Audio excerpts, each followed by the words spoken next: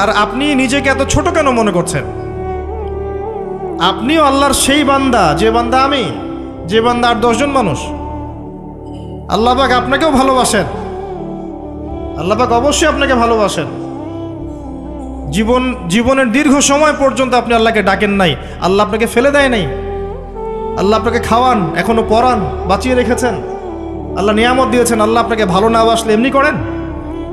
আল্লাহ পাক অপেক্ষা করছেন কবে খালি আপনি আসবেন আল্লাহর কাছে, এসে বলবেন আস্তাগফিরুল্লাহ ওয়া আতুবু ইলাইহি। আল্লাহ পাক অপেক্ষা করে বসে আছেন আপনার জন্য। আপনি কোথায় যাচ্ছেন? ফাআইনা তাযহাবুন। আল্লাহ পাক বলেছেন ফাআইনা তাযহাবুন, কোথায় যাচ্ছ তোমরা? কোথায় যাচ্ছেন? টাকার পিছনে, বাড়ি গাড়ি, স্ট্যাটাস, স্ত্রী সন্তান, ভোগবিলাসের পিছনে? আল্লাহ অপেক্ষা করছেন আপনার জন্য। আসেন, সেজদা করেন। ওয়াসজুদ ওয়াকতারিব, সেজদা করেন, নিকটবর্তী হন। আল্লাহ আপনার জন্য অপেক্ষা করছেন। যাবেন না আল্লাহর কাছে? আল্লাহ পাক সবাইকে আল্লাহর কাছে ফিরে আসার তৌফিক দান করুন। এটাই হোক আমাদের কাছে আসার গল্প, এটাই হোক আমাদের কিসের গল্প? কাছে আসার গল্প। আমাদের জেনার গল্প দরকার নাই। ওদের কাছে জেনা হচ্ছে কাছে আসার গল্প, যার ব্যাপারে আল্লাহ বলেছেন লা তাকরাবু জিনা, ওর ধারের কাছেও যেও না, আর তারা ওইটাকে বলবে কাছে আসার গল্প। ইন্না লিল্লাহি ওয়া ইন্না ইলাইহি রাজিউন। আল্লাহ পাক আমাদের যুবক যুবতীদেরকে হেদায়েত দান করুন, পিতা মাতাদেরকে পরিবারে অনুশাসন বজায় রাখার তৌফিক দান করুন। আমাদের এই কাজগুলোর প্রতিফল কিন্তু আমাদেরকে ভোগ করতে হবে। আমাদের মেয়েদের, আমাদের ছেলেদের, তাদেরকে আমরা কিভাবে বড় করছি এটার হিসেব কিন্তু আমাদেরকে চুকিয়ে দিতেই হবে। পিতামাতাদেরকে বলবো সচেতন হয়ে যান। আল্লাহ পাক তৌফিক এনায়েত করুন, আমিন। আর যারা ওই পথে চলে গেছেন তাদের উদ্দেশ্যে একটা কথা বলবো, সেটা হচ্ছে যে এটা একটা মোহ, একটা ভ্রম। বাস্তবতা হচ্ছে যে আপনাকে প্রতিশ্রুতি দিচ্ছে সে আপনাকে অনেক ভালোবাসে, আদতে সে আপনাকে ভালোবাসে না। আদতে সে আপনার অবস্থানকে ভালোবাসে।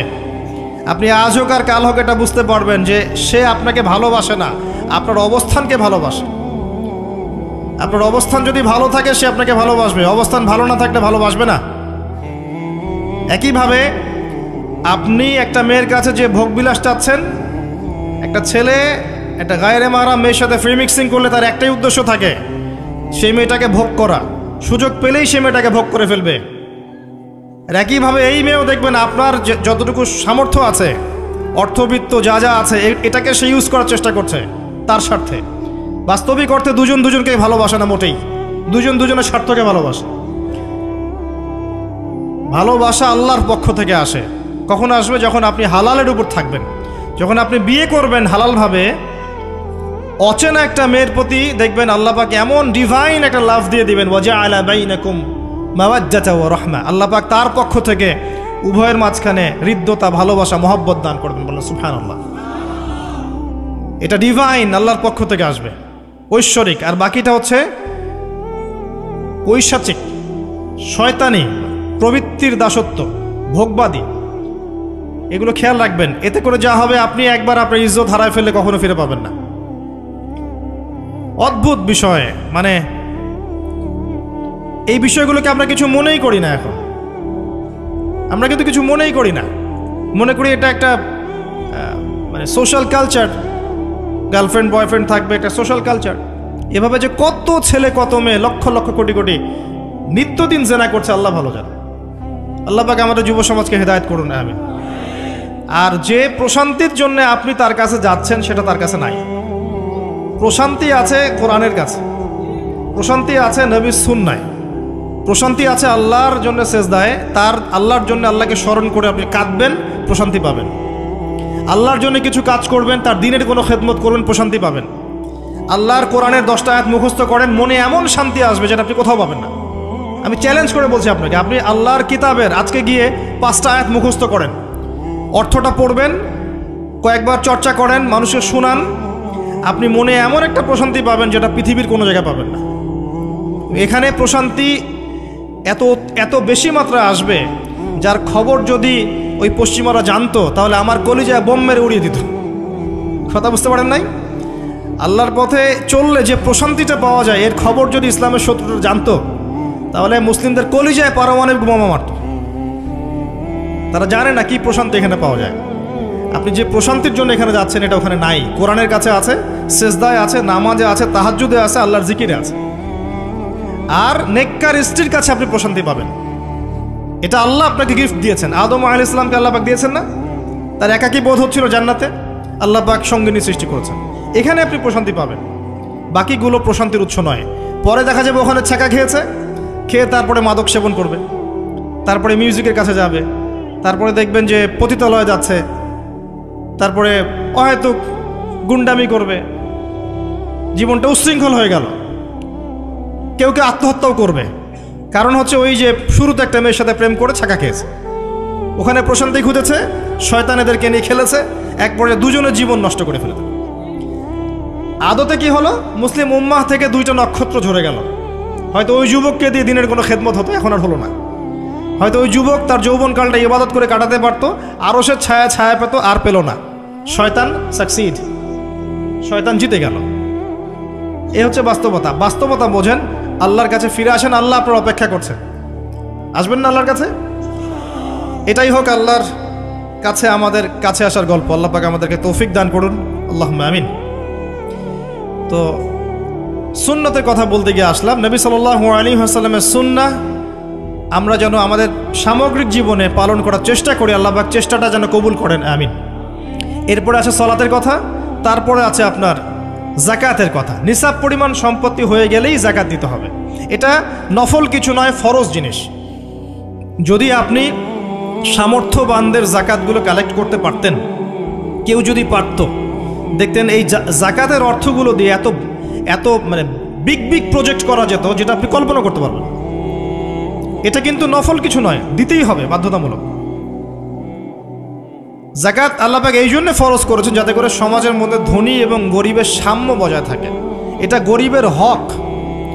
যাদের উপর যাকাত ফরজ হয়েছে তারপরেও যাকাত দিচ্ছে না, এদের সম্পত্তিগুলোকে আল্লাহ পাক কিয়ামতের দিন গলাবেন, মানে ধাতুতে পরিণত করে গলাবেন, গলিয়ে কপালে, গালে, পিঠে, চেহারায় লেপটে দিবেন। বলেন নাউজুবিল্লাহ। সূরা তাওবা পড়ে দেখেন, সূরা তাওবার মধ্যে এটা আছে। সম্পত্তি গলানো হবে, গলে একটা সোনা, তামা, ব্রোঞ্জ এগুলো গলালে কেমন হবে?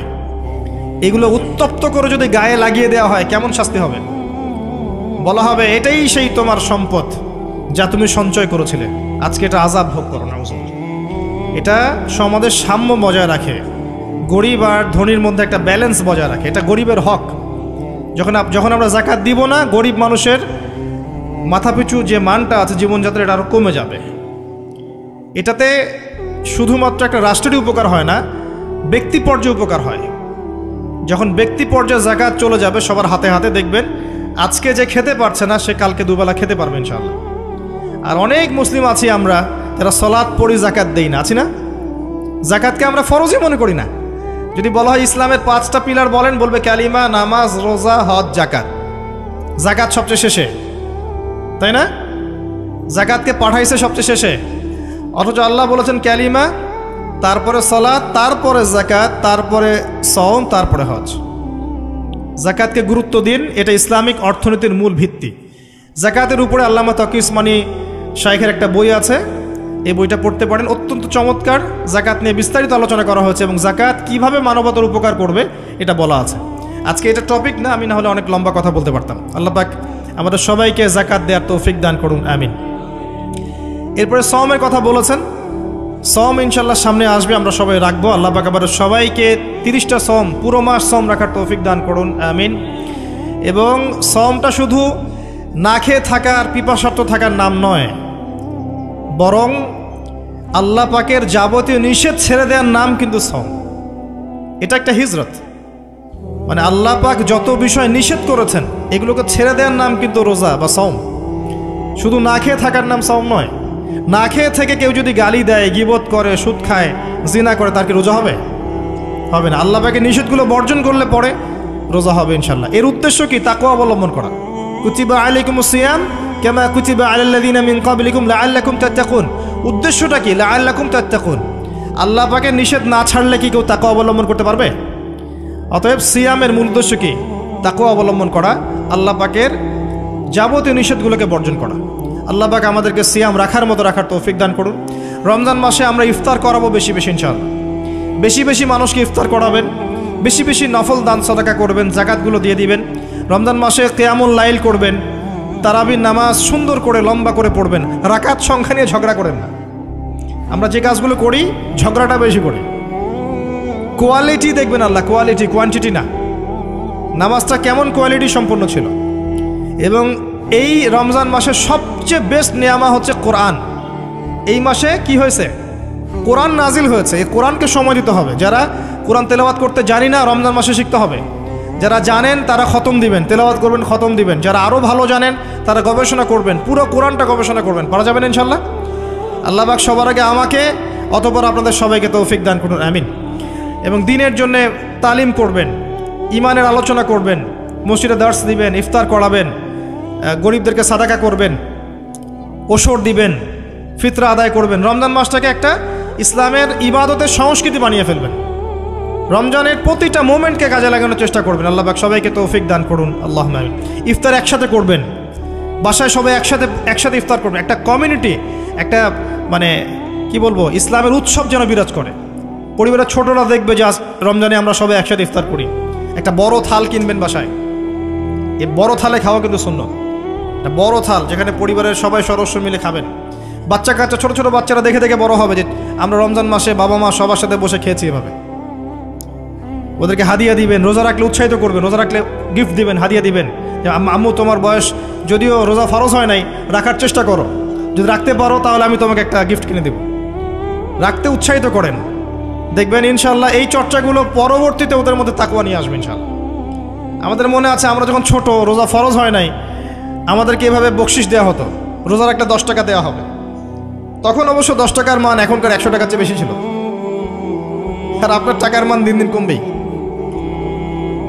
কারণ ইসলামিক কারেন্সি যারা বোঝে না তারা এগুলোর সম্পর্কে বিরূপ মন্তব্য করতে পারে। বাট আমরা জানি যে একটা সভ্যতা মানুষের সম্পদ চুষে খাচ্ছে এবং ডে বাই ডে এটা হতেই থাকবে।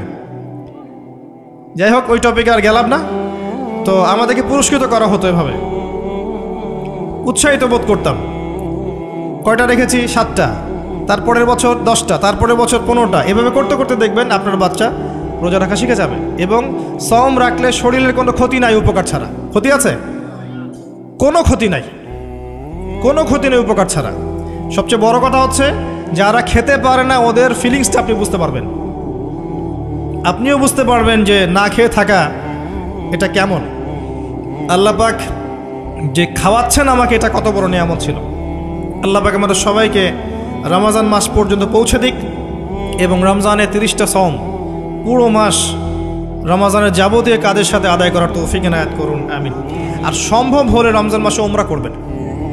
সম্ভব হলে রমজান মাসে উমরা করতে পারেন। এটা খুব বড় একটা ইবাদত এবং এটাতে যে নববী রুহানি একটা স্বাদ পাবেন, এটা কিন্তু বলে বোঝাতে পারবো না আমি। আপনি করলে পরে বুঝতে পারবেন। আল্লাহ পাক তৌফিক দান করুন সবাইকে, আল্লাহুম্মা আমিন। এরপরে আছে সামর্থ্য হলে হজের কথা। আলহাজ টাইটেলের জন্য নয়। মানুষ আমাকে আলহাজ বলবে, হ্যাঁ, মানুষকে দেখানোর জন্যে হজ, আমাকে হাজি সাহেব বলবে, এই জন্য হজ নয়। হজ করতে যাবেন ইব্রাহিমী চেতনা শিখতে। হজের কাজের মধ্যে ইব্রাহিম আলাইহিস সালামের একত্ববাদের চেতনা আছে। আরাফার মাঠে আপনি কিয়ামতের মাঠকে ফিল করবেন। সাই করবেন, তখন হাজরা আলাইহিস সালামের সেই কষ্ট ফিল করবেন। প্রত্যেকটা কাজের পিছনের ঘটনা কি এটা আপনাকে ফিল করতে হবে। পাথর মারবেন, নাস্তিকরা এগুলো নিয়ে মজা করে না, ঠাট্টা মশকরা করে। সন্তানকে জবাই করার যে হুকুমটা ছিল সেখানে শয়তান ধোঁকা দিচ্ছিল না? শয়তান যে প্রত্যেকটা কাজে আমাদেরকে বিভ্রান্ত করে, এই চেতনাটা ওখানে জাগ্রত হয়। প্রত্যেকটা কাজ আমাদের বাহ্যিকভাবে দেখলে হবে না, এর পিছনে ভিতর একটা আধ্যাত্মিকত্ব থাকে, রুহানিয়াত থাকে। ওইটা বুঝতে পারলে ইসলাম বোঝা যাবে ইনশাআল্লাহ। তো হজের প্রতিটা কাজ আপনি দেখবেন ইব্রাহিম আলাইহিস সালামের সুন্নাহ, হাজরা আলাইহিস সালামের আত্মত্যাগ, ইসমাইল আলাইহিস সালামের ঘটনা, কিয়ামতের মাঠ, দোয়া কবুলের মাঠ, তাওয়াফ, এই প্রত্যেকটা বিষয় আপনার ক্ষুদ্রত্ব, আল্লাহর বিশালত্ব, এগুলো আপনাকে বুঝিয়ে দিবে।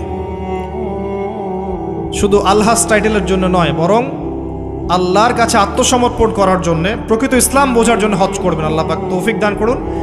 দোয়া করে আল্লাহ পাক সবাইকে জীবনে অন্তত একটাবার জন্য হজ করার তৌফিক দান করেন, আমিন। এটা প্রথম প্রশ্ন ছিল। দ্বিতীয় প্রশ্ন তিনি করছেন, কোন ব্যক্তি? ওই যে ধবধবা সাদা জামা পরা ব্যক্তি, মনে আছে না ভুলে গেছেন? সে কোথায় বসে আছে? হ্যাঁ, সামনে, হাঁটুর সাথে হাঁটু লাগিয়ে, হাত কোথায়? উরুর উপরে। ওস্তাদের সামনে বসার আদব এটা, ওস্তাদের সামনে বসার আদব। দ্বিতীয় প্রশ্ন করছে, ও এবার সেই ব্যক্তি বলছে সদাক্ত, আপনি সত্য বলেছেন।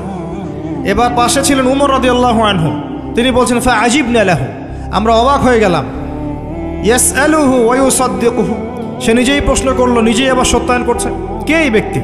কারণ যে প্রশ্ন করে সে কি সত্যায়ন করতে পারে?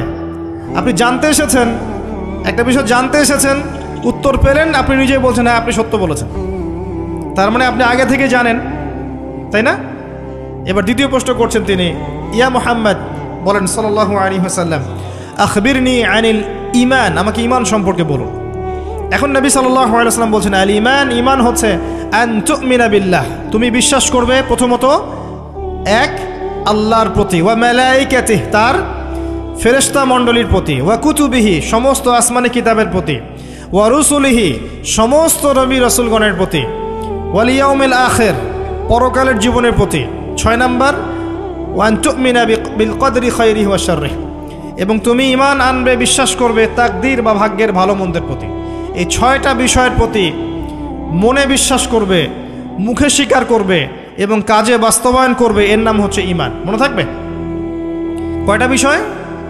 6টা। এখানে একটা কথা আমি বলি, আগেও বলেছি আবার বলছি, এই 6টা বিষয় গায়েবের বিষয়, এগুলোকে আপনি যুক্তি, বিজ্ঞান, দর্শন দিয়ে প্রমাণ করতে পারবেন না। পারবেন? পারবেন না। পরীক্ষা নিরীক্ষা, যুক্তি, বিজ্ঞান, দর্শন দিয়ে ল্যাবরেটরিতে বসে কি আল্লাহ, ফেরেশতা, আসমানি কিতাব, নবী রাসূল, পরকালে পরীক্ষা করা যায়? যায় না। এগুলো কিসের বিষয়? গায়েবের বিষয়। আল্লাযীনা ইউমিনুনা বিল গায়ব, মুত্তাকি কারা? যারা গায়েবে বিশ্বাস করে, এদের জন্যই হচ্ছে আলিফ লাম মিম যালিকাল কিতাব লা রাইবা ফিহি হুদাল লিল মুত্তাকিন। তো ঈমানের 6 পিলারকে 3টা কাজ করতে হবে: মনে বিশ্বাস, মুখে স্বীকৃতি এবং কাজে বাস্তবায়ন। যারা শুধু বিশ্বাসটাকেই সব কিছু মনে করে, এদেরকে বলা হয় মুরজিয়া বা শৈথিল্যবাদী। আর যারা কাজ করতে গেলেই পান থেকে চুন খসলেই কাউকে কাফের বলে ফেলে, এদেরকে বলা হয় খাওয়ারেজ বা খারেজি। আহলে সুন্নাহ ওয়াল জামায়াতের আকীদা হচ্ছে মাঝখানে। ঈমানের বেইজ হচ্ছে দুটো জিনিস: মনে বিশ্বাস, মৌখিক স্বীকৃতি। কাজে বাস্তবায়ন হচ্ছে ফুরু বা শাখা। কাজ করতে গিয়ে যদি আপনার ভুল হয়, কবিরা গুনাহ করে ফেলেন, আপনি কাফের হবেন না, বরং ফাসেক বা জালেম হতে পারেন। এবং কবিরা গুনাহ করে ফেললেই কাউকে হত্যা করা জায়েজ নাই, তার তওবার দরজা কি আছে? খোলা আছে। এই হলো ঈমান। তারপরে তিনি আবার প্রশ্ন করছেন, ইয়া মুহাম্মদ, বলেন সাল্লাল্লাহু আলাইহি ওয়াসাল্লাম, আখবিরনি আনিল ইহসান, আমাকে ইহসান সম্পর্কে বলুন।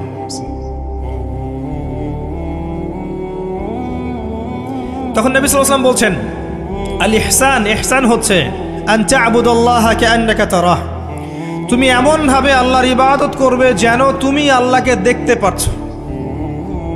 কথা বুঝতে পারছেন? খুব ডিফিকাল্ট। কথাটা বলা সহজ, আমল করা খুব ডিফিকাল্ট। তুমি এমনভাবে আল্লাহর ইবাদত করবে যেন তুমি আল্লাহকে দেখছো। ওয়া ইল্লাম তাকুন তারাহ ফাইন্নাহু ইয়ারাক, যদি তুমি আল্লাহকে দেখতে না পারো তাহলে জেনে রাখবে আল্লাহ তোমাকে দেখছেন। এই কনসিয়াসনেসের নাম হচ্ছে ইহসান, আত্মশুদ্ধি, আল্লাহ কনসিয়াসনেস।